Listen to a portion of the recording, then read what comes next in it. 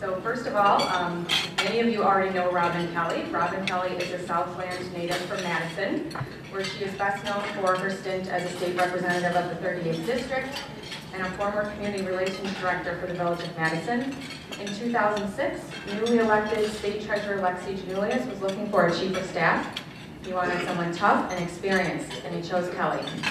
She has focused the office on small business job creation, investment strategies, and financial literacy in underserved areas. In the legislature, she sponsored bills to fight consumer fraud, protect victims of domestic violence, and increase the minimum wage. Originally from New York, Kelly moved to Illinois to attend Bradley University in Peoria, where she earned her bachelor's and master's degrees. She later received her PhD from Northern Illinois University, and she currently lives in Madison with her family. Please welcome Robin Kelly.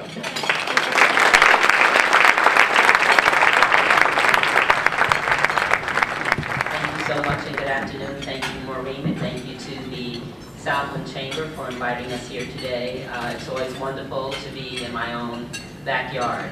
My name is Robin Kelly, and I'm working very, very hard to be your next state treasurer. Currently, I am chief of staff in the office, and I've been in that position for the last 3.5 years. Prior to that, I was a state representative in the 38th legislative district. And I'm always compelled to tell a South suburban audience that leaving my seat in the 38th legislative district was one of the hardest decisions that I've ever had to make. I absolutely loved being a state rep of the 38th, and I loved advocating for the South suburbs. And there are people in this room that can tell you how I anguished and cried for 3 weeks about whether I should leave or not, because that's how important serving was to me. But I needed 3 assurances to give up my seat. The first assurance was that we would be a state treasurer's office that represented the entire state of Illinois. Having lived in Peoria, as you heard, I have 2 degrees from Bradley University. Both my children were born there, and I have a lot of friends in that area of the state of Illinois. Then moving to Madison, where I live, I've lived for 18 years, and I worked for the Village for 13 years. And then becoming intimate with DeKalb with my PhD, it took me kind of a long time to get it, but I got it. And I am very sensitive to the fact that people around the state feel left out. Nothing against the city to the north, but it was really important to me that we were an inclusive office and that we represented everyone.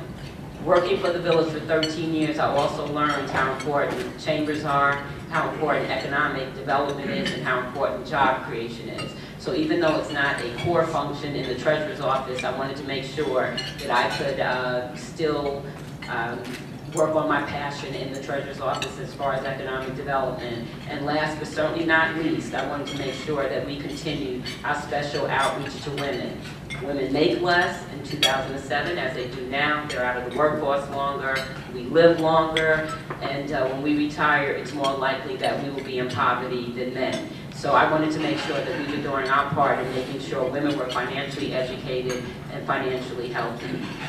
I will tell you that moving to the treasurer's office while I missed my seat was wonderful. It is wonderful. I love that office. I'm passionate about that office, and I'm so proud of the things that we've accomplished in that office in our 3.5 years. When there's any change in constitutional office, there is a transition audit. Excuse me. And even though a transition audit was done before we came into the office, sorry, we still put a moratorium on all the programs that were in the office. We wanted to make sure we weren't wasting taxpayers' money, that the programs were doing what they were supposed to be doing, if they needed improving, tweaking, or just to stay the same. So for 3 months, we put a moratorium on the programs, and I'm glad we did, because we actually found fraud in one of the programs that we quickly took care of. We also, when we first came in, we cut the budget. We cut the budget the first year. We've been frugal with the budget every year after.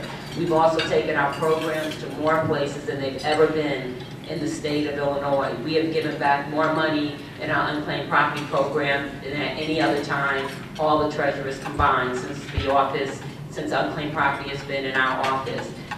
I am so proud of that office, and why do I want to be the state treasurer? I want to be the state treasurer because I want to build on the changes we made. I want to build on our successes. I want to take it to another level. My platform has 4 points. First of all, investments. I will make sure that our investments are safe, or your investments, it's your money, are safe. I will make sure they are liquid to meet daily cash flow needs, and I will work with my staff to find safe ways to grow the portfolio. Innovative services. I will work to do more with less. I will work to make sure that our programs are efficient and they're effective and that they're doing what they are supposed to do. That is very, very important. Also, I will bring our programs to the people instead of expecting the people to come to Chicago or come to Springfield. I want to make sure that we continue to bring our programs to the people.